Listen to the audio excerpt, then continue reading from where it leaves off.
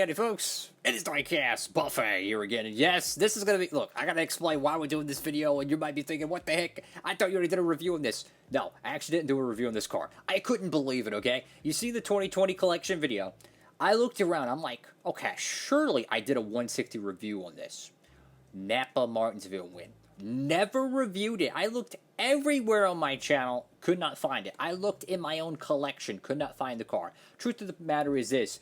I accidentally ordered two, because I pre-ordered it the day he won, and then I forgot, and I ordered another one. Unfortunately, both of those got turned into custom donors.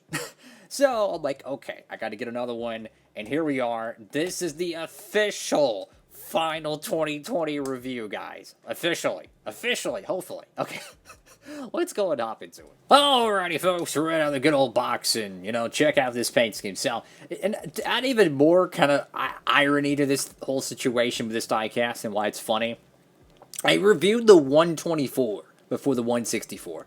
Like, how in the world is that possible? You know what I'm saying? I'm a 164 guy. I rarely could get the 124s. Them things are too expensive for me, right?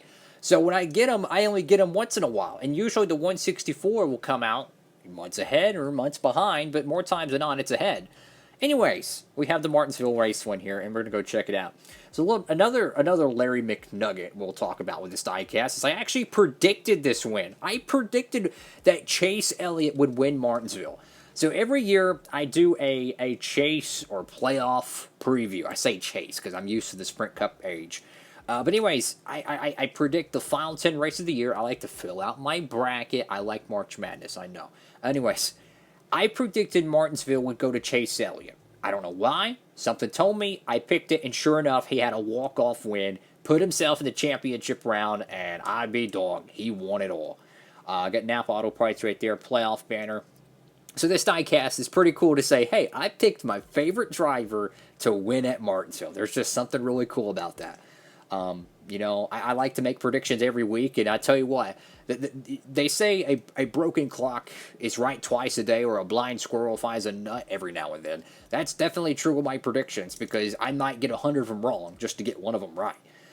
You got Hendrick Motorsports right there, 3M Sudoku. Got the number 9, go to the left side of the car. My biggest pet peeve with this diecast, though, or at least the design for the race to win, is this number. Look at that. Beautiful. Right in the middle. I mean, I wish the number was bigger, let's be honest. But it looks aight. And you look at this, and it's like, what in the world? What is this? 180? Like, the 187 scale diecast probably have bigger door numbers than that. It's crazy. But when it comes to, like, the predictions, I predicted some interesting things, but I take no credit for it, right? God told me to pick Joey Logano to win the 2015 Daytona 500. Take no credit for it. I picked him.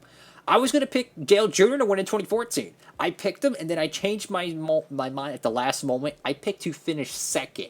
Denny Hamlin. Yeah, imagine that. I could have picked my favorite driver to win the 500. No, I had him, and then I said, nah, let's go with Hamlin, and he finished second. It was second and third. He was up there at the end. I picked Austin Cindric to win the 2022 Daytona 500. I take no credit for that. God told me to pick him. I don't know why.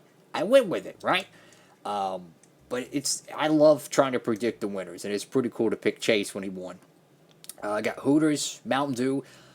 I miss the Mountain Dew car so much, man. Universe, a bunch of words down here. I'm not sure what that is. Honorary pit crew member. Got Napa Auto Parts, Valvoline, Kelly Blue Book. Got your 3 race win stickers, which he had a great year in 2020. Just you know, regular season going into playoffs. He won, holy cow, so many races. Charlotte, Road America. No, they didn't have Road America. They had Daytona Road Course, Roval, Martinsville, and Phoenix. So a lot of wins there. Chase Elliott, get the number 8, round of 8 decal there.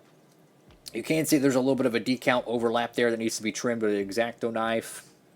Got Exalta, Hooters, Mac Tools, Simeon's, and Cincinnati Industries. Cup Series playoffs in Goodyear. You can see a lot of the bumps and scrapes, the Martinsville jargon, all over the diecast. Now, 2020 was the only year, at the time of this video, that had the silver / appliance or rental car silver grayish texture, if you will, spoilers. Got Napa Auto Care. Why can't we get like a Napa Auto Care paint scheme? Like, just for once, could we just get like Auto Care on the side of the car? for 2022. Like, I miss the alternate Napa paint schemes. Camaro, ZL1, 1LE. Got a lot of damage right here in the right rear. Love to see that. Valvoline. Go to the right side of the diecast here. Of course, I did pick this one up over there at Circle B Diecast. Believe it or not, they still have this one in stock. So if you're a Chase Elliott cat and you want to complete your 2020 164 collection for his race wins, do yourself a favor and pick them up, because as you've seen, the dual win from 2019, it was 2019 or 2018, that thing shot up in rarity and value. Believe me, the Watkins Glen 2018 car is starting to shoot up in value. They make a lot of these, yes, but believe me, in some time, they're going to dry up and then you're going to wish you had them. They said the same thing about the Kyle Larson raced wins from years past. His Target wins with Ganassi. Guess what? Those things are a pain in the butt to find nowadays. So my point is, get them while you can. But of course, if you want to save on shipping, you know what to do. Promo code down below.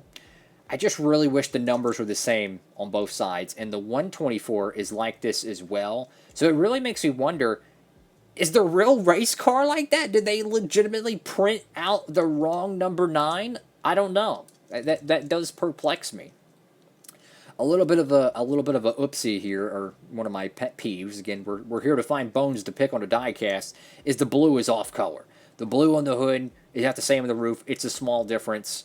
I really wish, though, they would run the metallic Napa blue every week, like they did at the Daytona 500 in 2021. That was a hot ride, yo. Got Napa Auto Parts right there. Got Elliott's on the back window banner. And, 2020 was a great year for Chase Elliott, but unfortunately, there wasn't much confetti on any of his cars, if any, because of, obviously the stuff that happened that year. But, hey, man, finally, I got this car back in my collection. I truly thought I had this thing reviewed, right? And the way I did my collection video to set it up and get everything ready to go, I looked at every single car I reviewed, all right? I was like, okay, do I have a review for Austin Dillon's Dow Chemical car? Do I have a review for Justin Allgaier's Dover win, X, Y, and Z?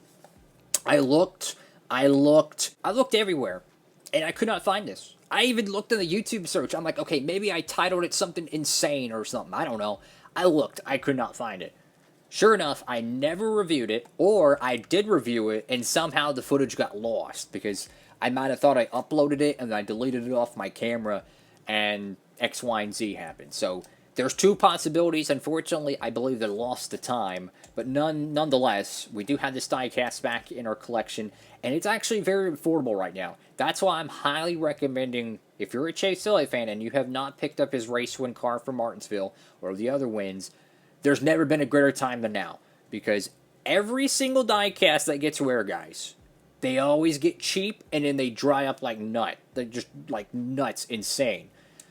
There was a time and place when Dale Jr.'s Talladega car was on clearance shelves. His 2010 Talladega car, the car that is arguably the most expensive 164 from that year, or the 124 that year, was on clearance in the early 2010s. So that just puts things in perspective, how quickly these things can dry up. So I could not recommend it enough. Make sure you get your 2020 race wins. Have them in your collection, because years from now, these things might be a pain in the butt to find, especially since they did not make any 164 Authentics lines for the Phoenix race win, the Martinsville race win, or even the Roval race win. The only one they did make was the Daytona road course. They didn't even make the Charlotte win. So put that in perspective. They only made one of his 5 wins that championship season in the 164 scale race win. They did make the championship logo car, but they never made the actual raced version, which is extremely ludicrous. I mean, could you imagine if Dale Jr. was in his prime and he won a Daytona 500 or a championship and they didn't put him in the Authentics line? It would be absolute asinine of them not putting it into the wave. So have a great one, everybody. Thank you all for watching. Diecast Buffet, signing off.